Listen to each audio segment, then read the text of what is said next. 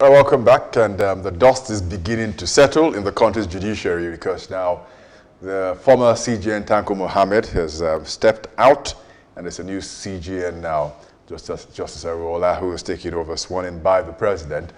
And he has his work cut out. Interestingly, he was one of those 14 justices who put pen to paper about issues affecting the country's Supreme Court, and many of those issues around welfare and just how the Supreme Court had suffered simply unbelievable the things they had to go through. And the former CGN had put out a response to many of those things, saying it was a mirror of what was going on in the country's economy, and that was why things had gotten that bad in the Supreme Court. And so it's a new dawn for him, and I guess a new dawn for the country's judiciary. But those questions remain and those problems remain unresolved, and how quickly they can be resolved, I guess, will be the barometer and used in to measure the new Supreme Court, the new CJN. We have joining us for the conversation this morning, always a pleasure to have Jeff Ojinika, former member of the House of Representatives. Thank you very much, Jeff. Yeah, thank you, and good morning, Nigerians. Thank you very much, and always a pleasure having you because of your very frank and sincere comments about issues of national importance. So first and foremost, when you think about what's gone on with the Supreme Court and we're setting the agenda for the new CJN, you think that simply being part of those who penned the problems facing the Supreme Court puts the new CJN in fine stead in facing headlong the issues before them? Yeah, thank you. Before I go in, I would like to congratulate the new acting CJN, and then I would also like to salute the courage of the 14 justices of the Supreme Court. CJ wrote him and demanded explanation on a whole lot of issues. Such courages are encouraged in a democracy like this, in such a way that they shouldn't have kept quiet and see things going the other side, and they pretend as if they're not aware. So I would like to salute the courage and their doggedness, and then also request that the acting CJN will not now go to his office and feel satisfied that he's now the acting CJN, and then continue in the path of his predecessor, in such a way that all those issues that he was part of in raising, he will now go and gloss over them. So one expects a more respected judiciary, a judiciary that will be an equal arm of government. The three arms of government are equal. No one is superior to the other. No one can do without the other. They have a duty to make sure that they bring the judicial arm of government to be at par with the legislature and the executive arm of government. It's a duty they have to do.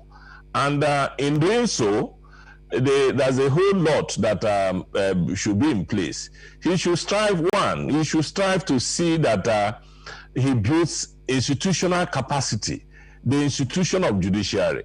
You know, we're not expecting to come in now to be a very powerful CJN that everybody will fear. We want a powerful Supreme Court that everybody will fear. Not a powerful CJN, but a powerful Supreme Court. A Supreme Court that, if they say the Supreme Court is sitting, everybody in the land will wait to see what the outcome of the Supreme Court will be on a particular issue. Not a Supreme Court that if it's sitting, people will already tell you what the outcome may likely be, as the case may be, because of one influence, external influence or the other. So we're expecting a Supreme Court that, as they are sitting, even the president will be in the office watching out what will be the decision of the Supreme Court. They were then in the National Assembly, will be there watching out what will be the decision of the Supreme Court. Because they are all equal arms of government. There is no legislative action, no executive action that is not subject to judicial review. So whatever thing you do in the legislature, whatever thing you do in the executive, you will still bring it down to the judicial arm to interpret and say these actions are lawful or they are not, and they can set them aside or void them. So is an equal arm of government that they cannot, by the conduct of people who preside over such offices, they will then allow the institution to now be as if it's an appendage of the other arms of government. Right, Jeff Ojunika, thank you so much for that opening remark. With the way things have turned out, many people are still connecting the dots between the alleged mismanagement of funds, alleged leadership impropriety to the resignation of the CJN. However, the CJN himself, who resigned, is still insistent that he's doing that on grounds of on grounds of health, as well as the newly sworn in CJN. He said the same thing, repeated the same thing yesterday. I mean, a lot of people are saying, why didn't this issue of health crisis come up as at when he was responding to the leaked memo? I just wonder what your take is on that. I think Nigerians are wiser than that. The perception out there is that is as a result of the issues raised by the 14 justices of the Supreme Court that he had to throw in the towel. All these health issues have always been, the rumors have always been there, and why wait for now? Why wait for now that those issues have been on the front burner? I think I will encourage the Senate to properly investigate, as they have promised yesterday, that they will investigate all those issues that have been raised by the 14 justices of the Supreme Court. Because if those issues are not properly investigated and well treated, that means that such situations will continue. Because if allowed, that means we have condoned it. I think I don't quite agree with the executive arm of government, the way they treated that situation by, accepting resignation and on head grounds, and at the end of time, they gave it the national honor of GCON, as if it was a reply to the, as if that award of honor was a reply to the issues raised by the 14 justices of the Supreme Court. So I think the National Assembly have a duty, they have investigative powers to do that, and the onus is on them and for Nigerians to insist that the National Assembly investigate those issues, and if need be, make it a public inquiry. Because it's very, very important and very crucial moving forward. Because the judicial arm of government, as I said, is even is an equal arm of government. In other clients, the perception of the people in the judiciary is the reason why in your previous edition I stated that people have business engagements all over the world and they end up in London to sign the contract. Why they don't sign the contract in London is because everybody trusts that they have the best, the strongest legal system in the world, and that nobody can change, nobody can thwart the course of justice there. So that's why people go there, and it's a major income earner for the country. So in our own climb, we have a duty. We have a duty to make sure that the public perception of our judiciary is the type that people will be confident to come here and sign contracts, believing that if they have an issue in court, that they will get justice. Jeff Ojunika, I'm glad you even mentioned the issue of probing now by the Senate. And I wonder, this is pretty novel, right, for public officers in Nigeria to just, voluntarily, resign should fingers be pointed at them, about some sort of inefficiency or the other. And some school of thought are saying, since he did this voluntarily, it looks like it's a bit forgivable, and the consequences of the actions might just be a bit reduced to a large extent. I wonder if you agree with that. Well, I don't agree to that, in the sense that the Supreme Court came to the lowest ebb, the lowest form during the past 2 years of CJ and Tanko Mohammed.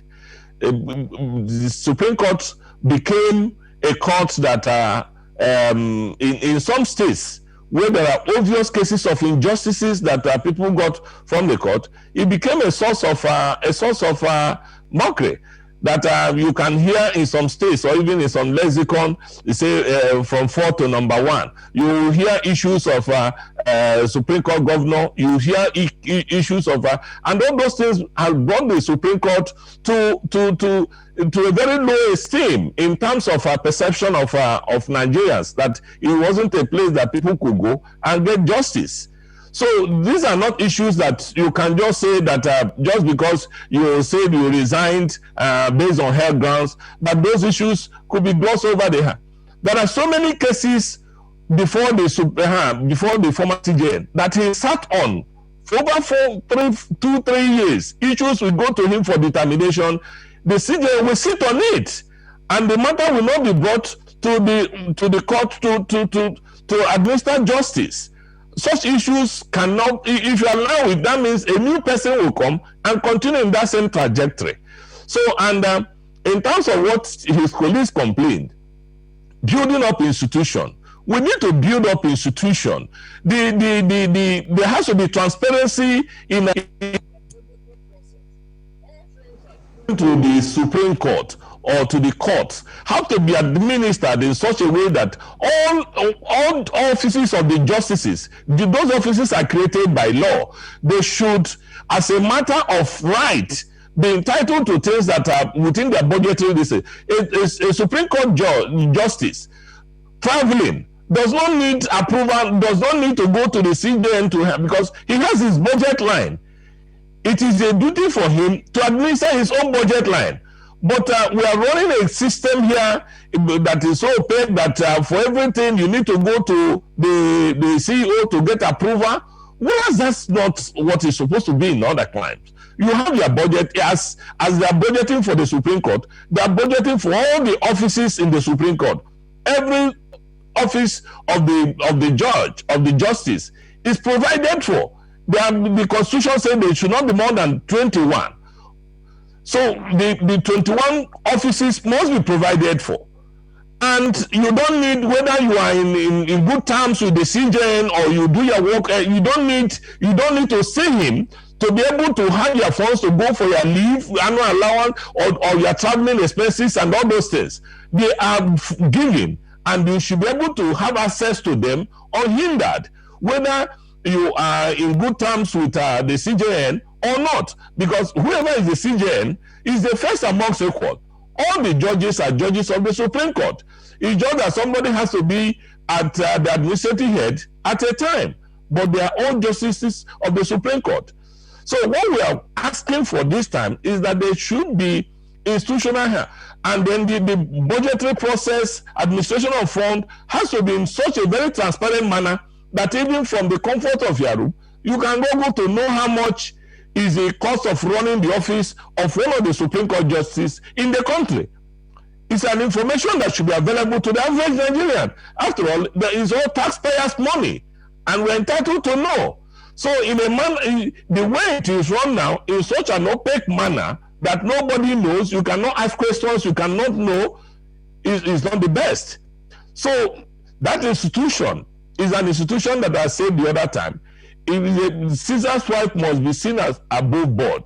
That a judge who misapplies money appropriated to the office has committed the same crime as the armed robber that will be brought before him to try. It's the same offense. So, and if your hands are not clean, you cannot try somebody for a similar offense. So that's why it is important that the budgetary process, the administration, everything has to be in such a transparent manner. And then in terms of the real administration of justice, I think they have to go more digital in terms of their ICT. Every judgment of the court, this one they do, every judge should be able to give their judgment on a particular issue, and people should be reading them. Today, a lot of people quote issues concerning Chukwudifo Puta. He wasn't a CJN, but on a whole lot of issues, people quote his judgment. So that's the way that we want the current justices to operate, that in the next 20, 30, 50 years, people will be quoting their judgments or their issues on particular disease. Like yesterday, I was able to read the judgment of Justice Okoro as a dissenting judgment on the hijab issue. And all the things he said in that judgment, although it was a minority judgment, is manifesting itself today. And today, he indicated. So it's important that the justices make their mark, as people like Okuta had made, by making sure that they make their judgments available and then people can access and read them. Jeff Ojidika. So the Supreme Court can no longer be run the way it used to be run. Right. So Jeff Ojidika, so while the National Assembly will carry out its legislative responsibility in investigating some of those allegations made by the Justice of the Supreme Court, there's a lot of question also too about the role of the National Assembly in how funds are disbursed, appropriated to the judiciary. I was reading a memo from on this issue by Michael Zekome, and he talked about the fact that the Supreme Court's budget for the past 3-4 years has remained unchanged. And if you think about how the inflation has hit hard at the economy and how many of those things those justices mention in their complaints point back to insufficient funds, what are your thoughts, having been in the National Assembly and to look at how the judiciary, for example, isn't getting the required funds to run its business year in, year out, and is expected to carry out its duties?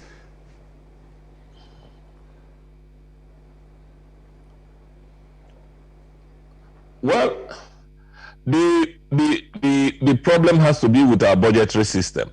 Nothing says that the budget of this year cannot be less than what it was last year. And nothing also says, the most important thing is, how is this money actually being appropriated? And the ones appropriated, how far are they being utilized? Like, there are a whole lot of, when they set up an agenda in terms of how to run the Supreme Court, the budget will be done to the minutest detail. For instance, the whole office of the justices of the Supreme Court have to be budgeted on in terms of the details. But you see, our budgetary system is so defective that what you see in the budget is almost like every year they used to recycle the same kind of thing and all the rest of them. So that makes our budgetary system. And then secondly, there has to also be issue of our priority. I think they should spend more time, more this thing in terms of building capacity, building their infrastructure, in terms of ICT, to make sure that their service delivery is people, so far as we get a better service, then people will say that the Supreme Court, there's still a whole lot of cases there waiting for years, endlessly for years to be attended to. When all these issues, when the service delivery is not there, no matter how much you put there, people will not be impressed with their services. So what the Supreme Court should be able to do is that they have to review their budgetary system. And by the time they prepare their budget, let it be budget that when it is thrown open in the public there, everybody will say, yes, they are deserving of it. You know, so a situation where somebody will be appointed, a Supreme Court judge will be appointed, he will not have an official vehicle, his official residence will not be here. Oh my God. And then maybe other funds are being utilized for travels and all whatnot, whereas the people who should get the money did not get it. So what the National Assembly will need to have a second look as to the budget of the judiciary. The three arms of government should be treated equally. No arm should, although the power of appropriation is vested in the National Assembly, but they should also treat the judiciary as an equal arm of government. Right, thank you so much. I must say that players in the judiciary are actually itching and looking forward to, and hopefully hoping that the switch in leadership at this point in time will bring about the much needed change that's needed within the institution, just like Nigerians are looking forward to, the next president helping to change the way things are in the country. Given the CV of the newly sworn-in justice, how much confidence do you have that there'll be a great level of change in the judiciary? Well, we have a confidence in our judiciary. We have confidence in all the justices of the Supreme Court. If you ask me, I can say that any Supreme Court judge can be a CJN. The CJN is just merely the first among equal. And in Nigerian case, we usually base it on seniority. Seniority does not necessarily translate to efficiency. It doesn't translate to better service delivery. But in our own climb, we tend to climb more on issue of experience, the seniority in terms of how long they have stayed in the Supreme Court.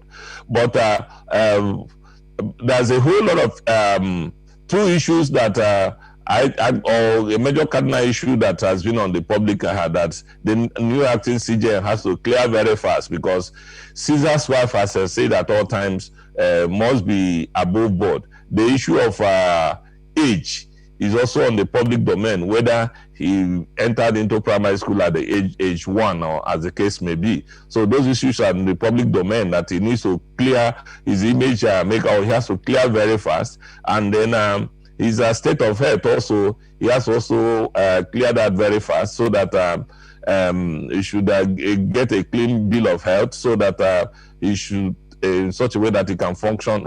So once those issues, he should be able to now on his own address those 14 those issues that they raised, because I learned that he was part of the people who also raised those issues. So as to make sure that those issues they complained of, the ones they complained of is the one that concerns them. I should think that he will take it step further by the one that concerns Nigerians, and those ones are many. The one that concerns Nigerians is that there are so many cases that this former CJN sat on in his office. So many files were there, and he sat on them. One should expect that immediately he goes in as a CJN, all those cases that the former CJN sat on, he should be able to give a date and a hearing on them, because they say justice delayed is justice denied. These are and then let it be that on all those issues that brought Supreme Court to the level where people don't really respect it as the highest court in the land, that he should be able to have a look at all those issues and see how they can clear them. There was one of them where, a situation in the past where the position of Supreme Court, he was the chairman of the panel that reviewed it. And that was the case of GTB. So one expects that similar issues before that court that also needs to be cleared, that court, that he has a duty to also ensure that those issues are addressed, so that the confidence Nigerians will have in that court will be impeccable. And that it will be a court that everybody, every Nigerian all over the world will be waiting to see what will be their decision on any particular issue. And their decision on issues will be infallible, as the case may be.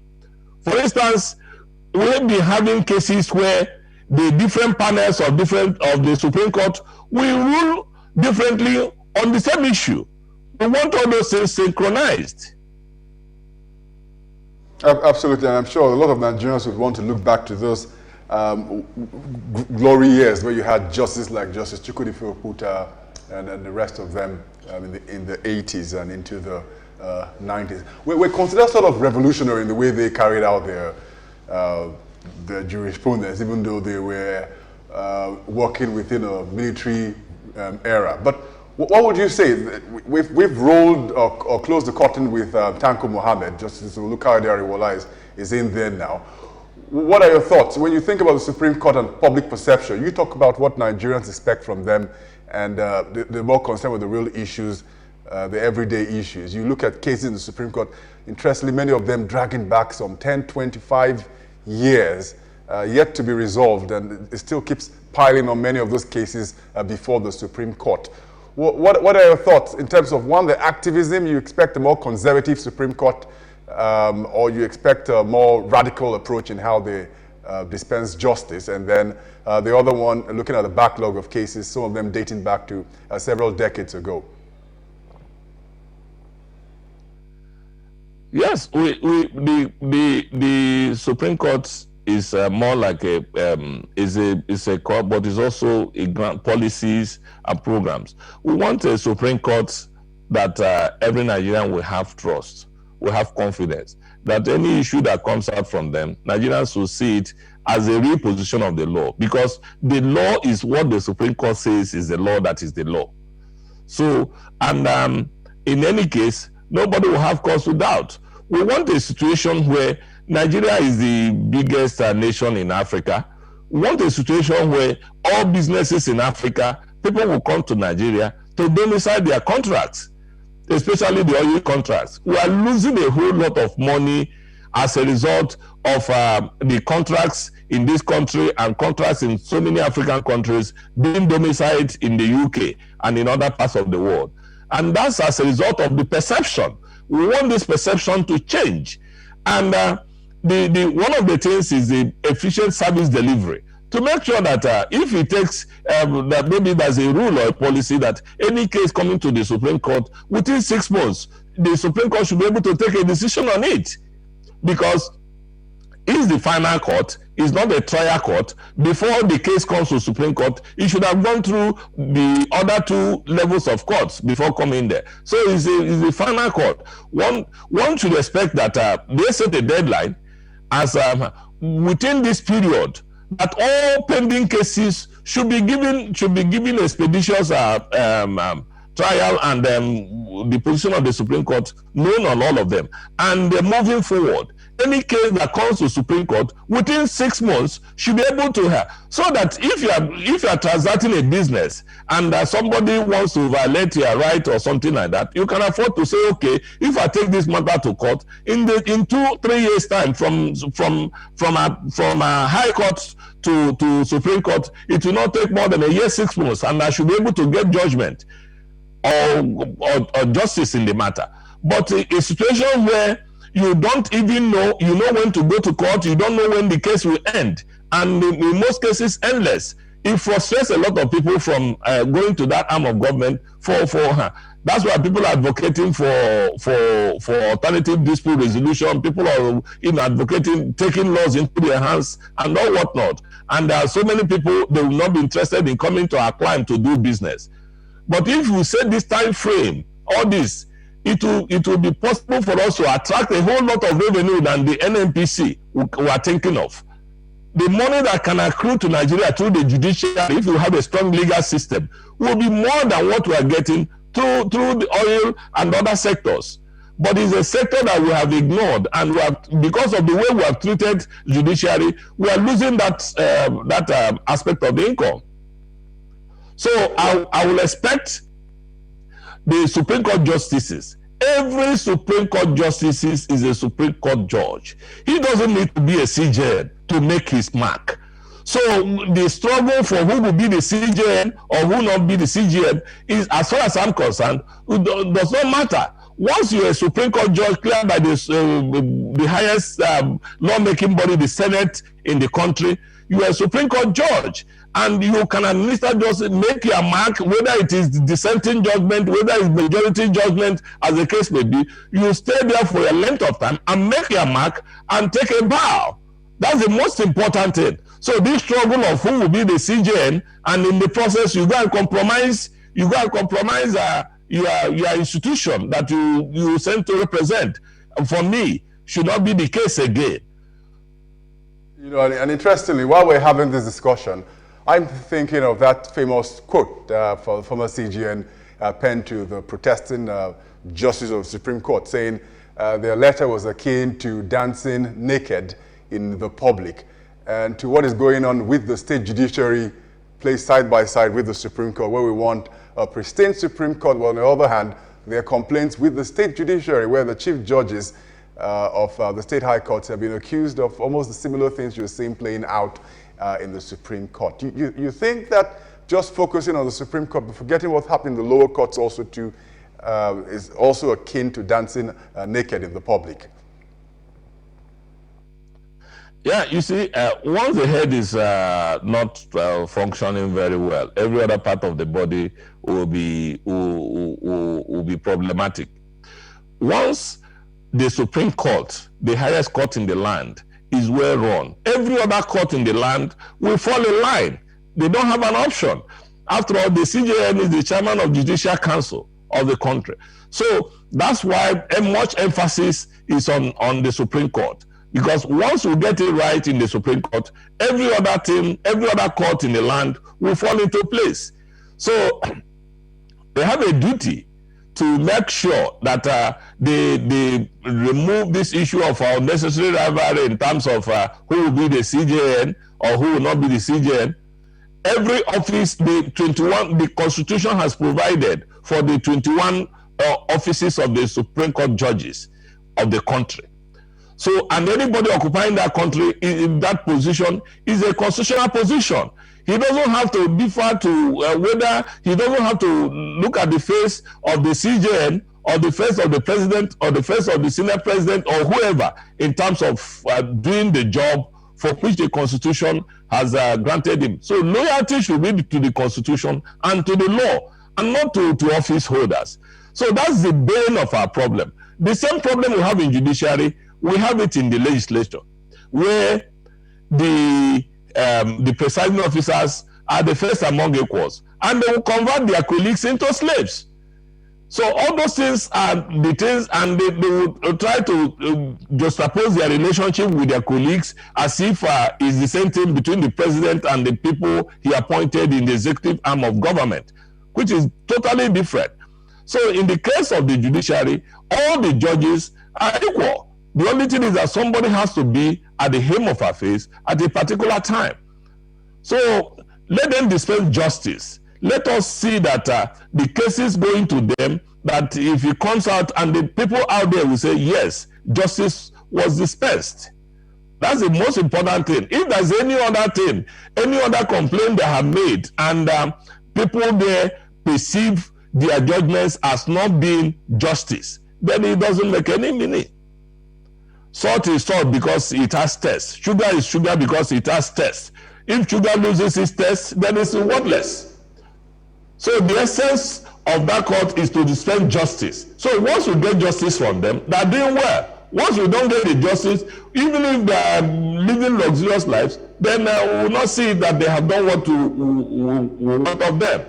Absolutely. Justice is the basis of everything that we're discussing here today. Thank you so much, Jeff Ojenika, former member House of Representatives, for joining us in this beautiful conversation.